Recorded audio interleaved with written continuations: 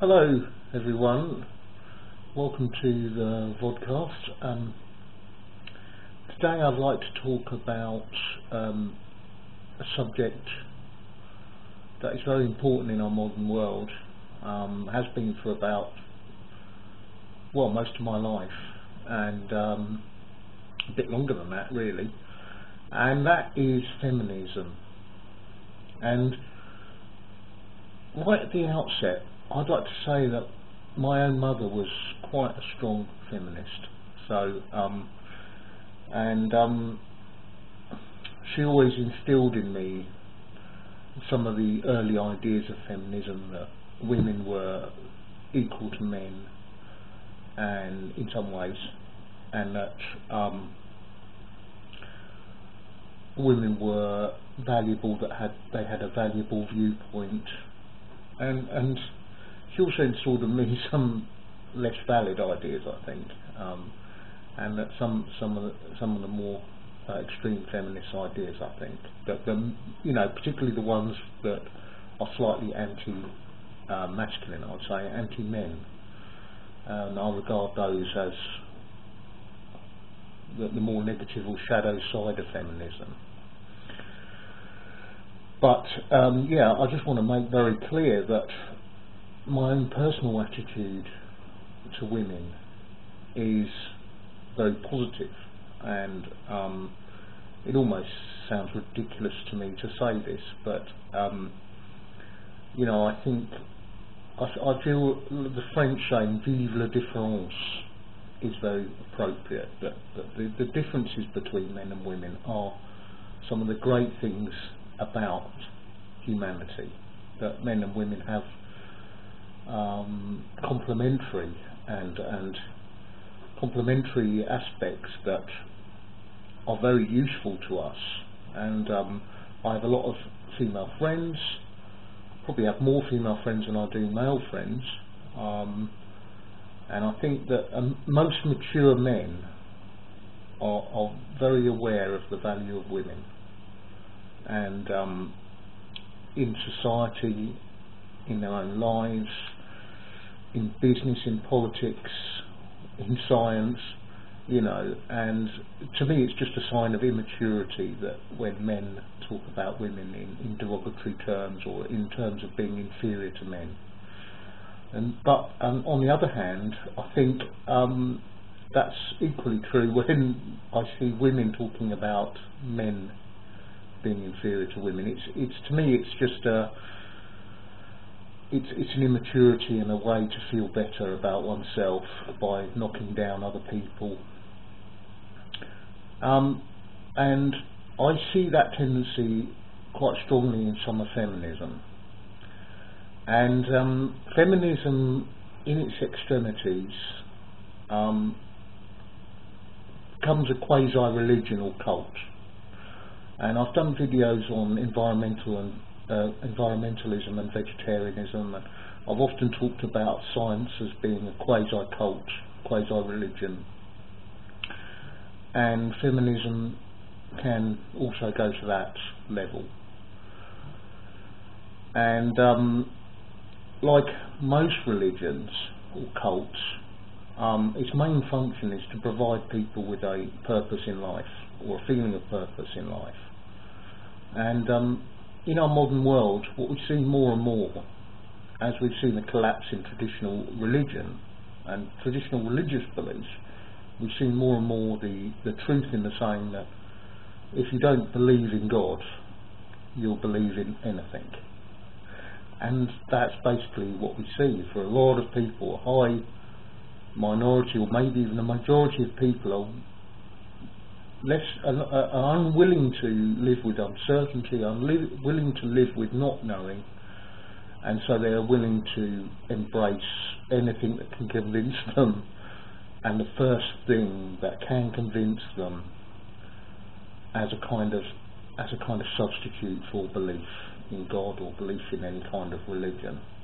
And to be honest, that's the same with religions. Most religions, people embrace the first one that they're born into, more or less. There are a few people who change their religion but the vast majority of people believe whatever their parents believed, or believe what their culture believed, and those that are losing that belief at least are somewhat choosing what the next one is, but probably they're just whatever they fall into and whatever convinces them the most. And so feminism can become a kind of quasi-religion or cult. And so this is the feminism that I would particularly want to talk to, and ask those people, are they truly following a rational, idea, or are they following a cult or a religious idea? And one of the words that often is used by feminists in this, at this cultish level, is the word patriarchy. And if you hear this word, you know pretty much you're dealing with somebody who is in this cult, because patriarchy is basically the name that's given to the devil, the equivalent of the devil in the feminism with a capital F, and that is the devil. The patriarchy is the rule of men over women, and they say that if we look at history, particularly European history, Western history, we see the domination of men over women, and this is the patriarchy, and all the terrible things that happened in history are all down to the patriarchy, and all the terrible things that are continuing to happen. So all the wars, all the false religion, all the miseducation, and it's all down to men, really, to the patriarchy, to the rule of men. And this is really to take a bit of a sort of blinkered eye of history, if you ask me, and to pretend that women had no part in it at all. And what's quite funny is, like, feminists, where they do accept that women were very, very much part of the system that they claim is a patriarchy that is ruled by men, where they do admit that, they tend to say, well, women were, manipulated, socially programmed, or mind controlled, which is almost to say that somehow women were very weak-minded, which seems to be kind of clashing with their overall proposal that women are not weak necessarily, and I think that it's really a bit of a cop-out. I don't think women can claim that they were any more programmed or manipulated than men were, and I think men and women are society. That's basically what society is, men and women. And all of us have a woman who more or less looks after us for the first few years of our lives. Nearly all of us have a woman who did that, and that was our mother. And that is the most influential part of our lives. And I think for women to claim that they don't have much power when they had that power, they've always had that power, is quite bizarre. And so I think the whole word patriarchy is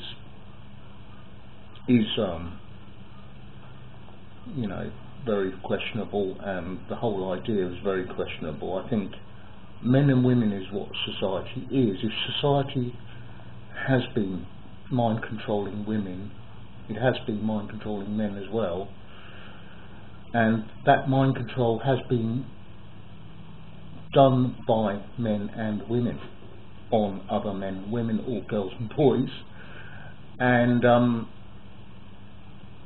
we've all been responsible for it. Now, of course, men are the ones that are, when we look at the history book, it's all men that are talked about. It's all men, well, mostly men who are the authors of books, who are the rulers of religion, of even communities. It's very much the majority of men. But to pretend that just because these figureheads are mentioned, that those names are mentioned, to pretend that the people behind them have no influence is ridiculous. And it's a bit like focusing on Tony Blair or on David Cameron or on Obama as somehow ruling a nation, when they're really just a figurehead, really. And it's much more complex than that. So now the other thing that I really want to take issue with the extreme feminists is their use of the word rape. And the great thing about this word for feminism, for extreme feminism, is that practically it's a word that can only be used against men, because you require, a certain physical attribute to be able to penetrate someone unwillingly. Obviously a woman can't really do that to a man or to another woman. They can, obviously. There are many cases of sexual abuse, and I suppose you could use an implement or something, but basically it's a derogatory term. It's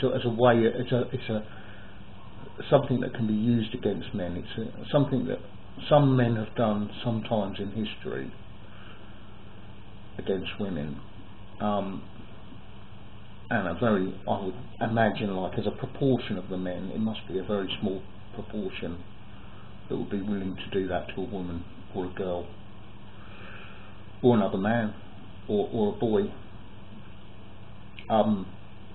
But it's a very convenient club to express your hatred and dislike and distrust of men, because it's a word that really basically applies to men, and it's a failing that men have. And I would just want to point out that women have their own way of taking advantage of their own powers, and one of which is what I've been talking about with the patriarchy, of being able to hide behind those people that they do, that are at the forefront, but they are truly having an influence on. So they can pretend that when things go wrong, all these cases of wives of mobsters or criminals, why are they not put in prison? When the guy gets sent down for 20 years and the woman gets suspended sentence, and yet why is that? She's living off the proceeds of crime. Of course, she can deny that she knew what was going on, but I think most of us would have a suspicion that they do know exactly what's going on. And if they don't know, they ought to know. They ought to have a good suspicion of where the money's coming from. But of course, the courts take their denial on the face of it, it seems. Whereas for most co-conspirators, they would suffer exactly the same punishment as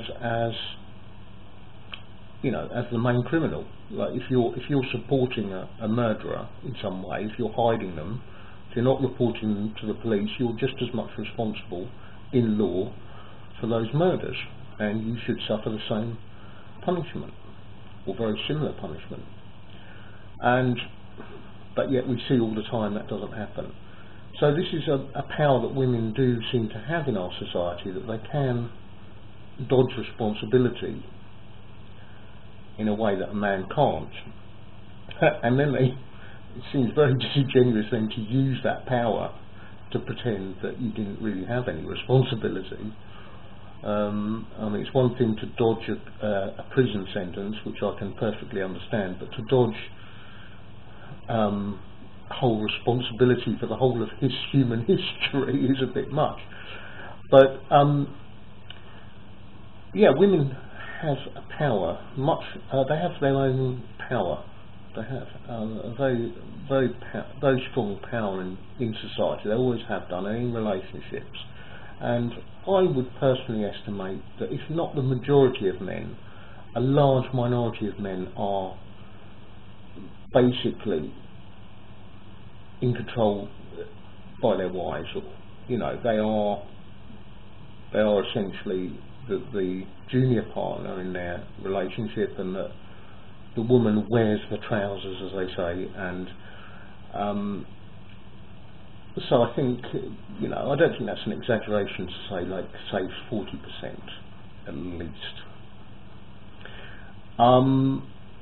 And then you've probably got quite a large number of people who are, a large number of relationships where the men and women are fairly equal, have areas of influence.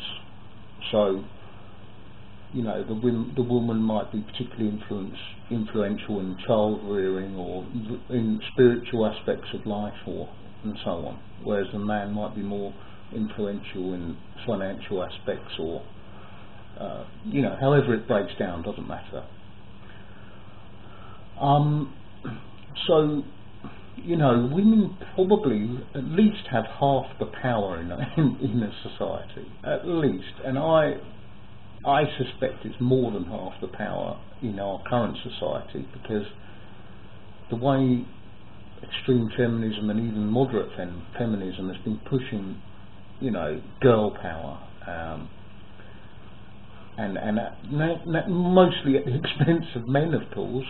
I think maybe women have gained an ascendancy in power in our society, and I suppose there's not anything necessarily wrong with that per se. And maybe our society needs a bit of readjustment, but it would be wrong if it goes too far, I think, and that's debatable whether it has already gone too far. I think we need a balance between men and women. We need both of us. We need both our hearts in the game, and particularly for raising children, but I think to run society as best we can, and the arts, and definitely we need all of us involved. So yeah, women have power, and they can abuse power as well. Now, obviously, rape is an abuse of power, and it's mainly it's abuse of male power over women, and the power that men have over women is obviously the penetrative sexual power and the physical power to subdue a woman physically, one-on-one, and to some extent psychologically. I would agree with people who've said that there is something in that. But women also have their own powers, as I've been talking about, and I think they have an enormous power of influence. They have an enormous power, social power among each other. They have a great coherence and a sisterhood, often, and they have great insight into psychology, instinctive insight into psychology and into emotions, and obviously the sexual power that women have is enormous as well. And so, I'm not an exhaustive list of different powers that women have, but all of these powers can be abused by women. I'm not sure whether they do it quite as much as men, but it's probably fairly comparable, and yet it's not as obvious, and it's often not as criminal. It's not criminalised. How do you criminalise someone who's manipulating? someone else emotionally. It's very difficult to come up with a measurement of how that's been done. How do you criminalise someone who's manipulating someone sexually and using their sexual power to enslave somebody? You know, so let's not start throwing sticks and stones at each other and saying you're abusing power, because believe me, that is not going to leave anyone untouched. Between men and women, we're all tempted to use power to our advantage, and we can all be tempted to do it much more than we want to admit, perhaps, and we all have it in us to do it. And I think again, it's a bit disingenuous for feminists to keep throwing that word around, rape, as a derogatory attack on men in general, because let's use the word abuse of power, which is what rape is, and then we're looking at a bit more of a broader human story, aren't we, than just men. So there's my two major points for now on feminism. I probably will visit this again, but as I say, it's becoming quasi-religious for some people. It's basically a sort of hate or distrust of men at its root, as a kind of religion, and that is symbolised by the word patriarchy, which is a kind of demonisation of men, and the word rape, which again is a demonisation of men. And I'll be interested in your thoughts on this, and thank you for watching. Bye for now.